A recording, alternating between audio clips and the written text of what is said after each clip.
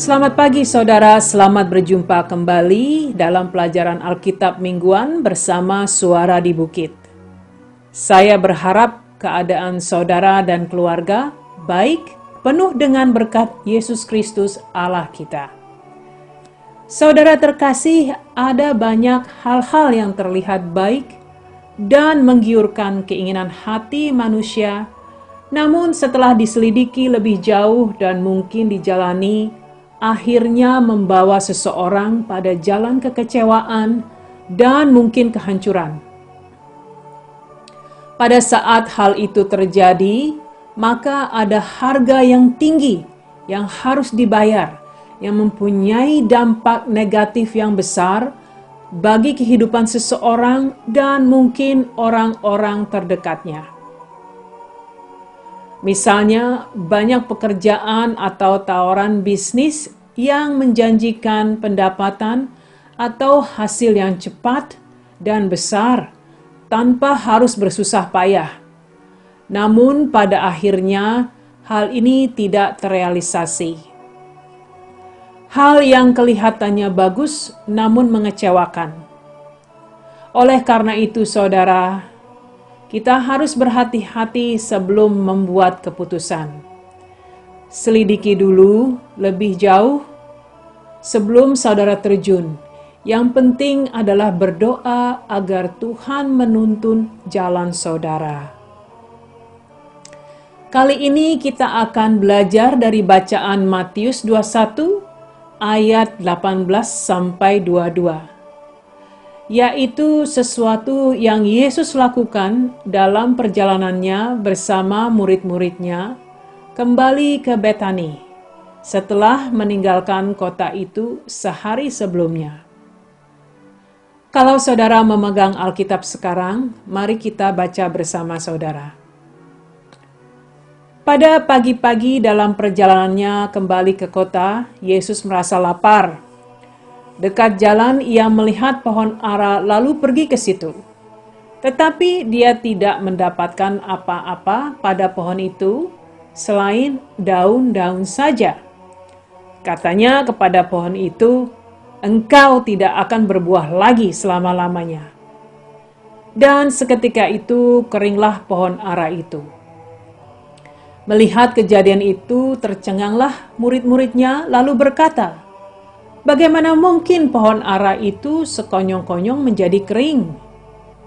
Yesus menjawab mereka, "Aku berkata kepadamu, sesungguhnya jika kamu percaya dan tidak bimbang, kamu bukan saja akan dapat berbuat apa yang kuperbuat dengan pohon ara itu, tetapi jikalau kamu berkata kepada gunung ini, beranjaklah dan tercampaklah ke dalam laut, hal itu akan terjadi. Dan apa saja yang kamu minta dalam doa dengan penuh kepercayaan, kamu akan menerimanya." Saudara, dari ayat yang telah kita baca, Yesus melakukan dua hal, yaitu mengutuk pohon ara dan mengajarkan murid-muridnya untuk mempunyai iman yang kuat. Murid-murid Yesus dipersiapkan untuk menjadi rasul-rasul Allah yang dapat melakukan keajaiban pada waktu yang ditentukan sebagai bukti bahwa Yesus adalah anak Allah dan Mesias yang dinantikan bangsa Israel. Yesus mengutuk pohon ara bukan karena dia kecewa dan frustasi, karena tak dapat buah dari pohon itu untuk dimakan. Karena Yesus dapat melakukan mukjizat yang dapat menyediakan makanan bagi mereka saat itu. Namun, dia pergunakan kesempatan ini untuk mengajarkan hal yang penting pada murid-muridnya. Kutukan yang Yesus ucapkan terhadap pohon ara membuat mereka heran, karena hal ini bukanlah sesuatu yang biasa dia lakukan. Bukankah dia datang untuk menolong, menyembuhkan dan memperbaiki kehidupan manusia? Saudara, pohon ara seringkali dipakai sebagai hal yang melambangkan kehidupan bangsa Israel, seperti yang tertulis di ayat-ayat berikut. Hosea 9 ayat 10, Seperti buah-buah anggur di padang gurun, aku mendapati Israel dahulu. Seperti buah sulung sebagai hasil pertama pohon ara, aku melihat nenek moyangmu. Tetapi mereka telah pergi kepada Baal Peor dan telah membaktikan mereka kepada dewa keaiban, sehingga mereka menjadi kejijikan sama seperti apa yang mereka cintai itu. Yoel 1 ayat 7, telah dibuatnya pohon anggurku menjadi musnah dan pohon araku menjadi buntung. Dikelupasnya kulitnya sama sekali dan dilemparkannya sehingga carang-carangnya menjadi putih. Saudara sekalian, nabi-nabi Tuhan telah berkali-kali memperingatkan bangsa Israel akan penghakiman dan hukuman Tuhan atas ketidakpatuhan mereka terhadap segala hukum dan aturannya.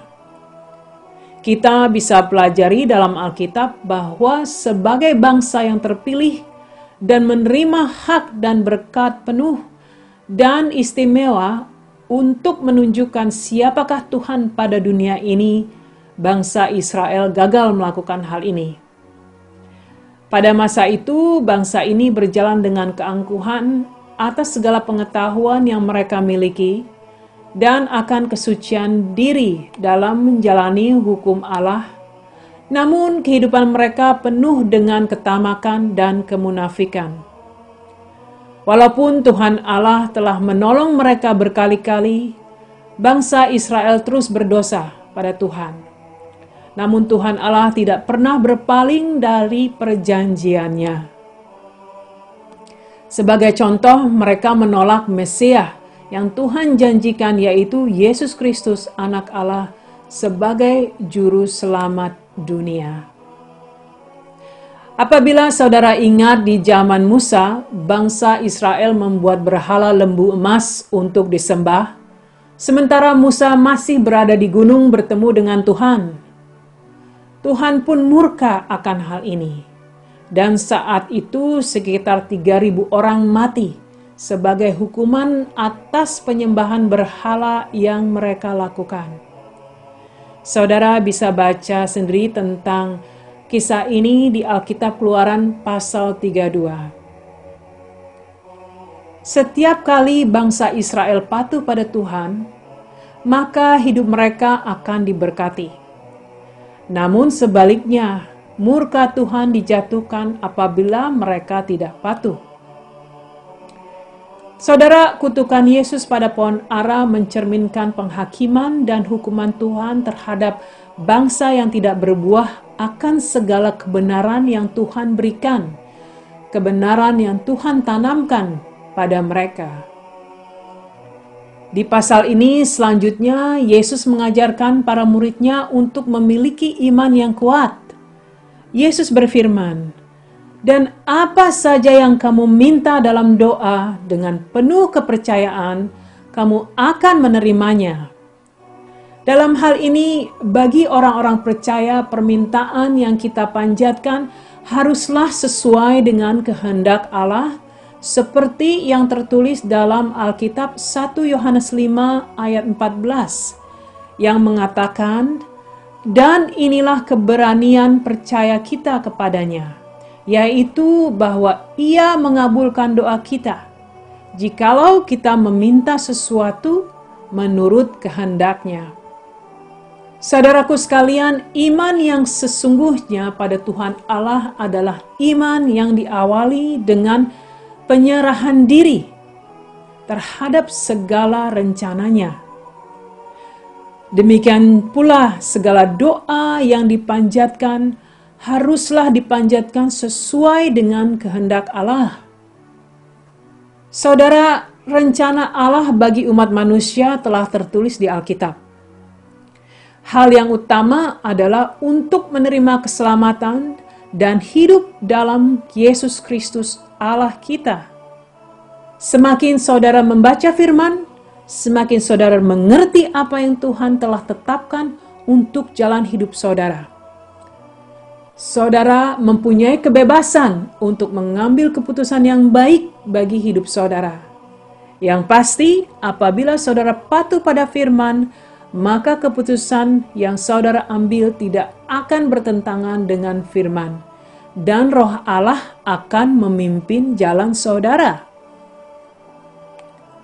Saudara, masih banyak orang yang mengaku sebagai pengikut Kristus, namun belum sepenuhnya percaya akan firman dan kuasa Allah yang akan membimbing hidup mereka. Mereka hidup dengan penuh keraguan, kekhawatiran akan hidup sekarang dan masa depan, dan masih bersandar pada kekuatan sendiri. Masih banyak yang merencanakan masa depan seperti apa yang akan mereka inginkan, tanpa bergantung pada pimpinan Tuhan. Saudara, setiap hari kita hidup sudah merupakan suatu anugerah yang harus kita syukuri. Setiap menit kita bernafas merupakan karunia-Nya yang indah, saudara. Selama 20 tahun terakhir, saya makin mengerti bahwa apa yang saya rencanakan pada awalnya bukanlah rencana Allah. Namun, saya belajar firman dan belajar untuk menyerahkan hari-hari saya pada pimpinan Roh Kudus.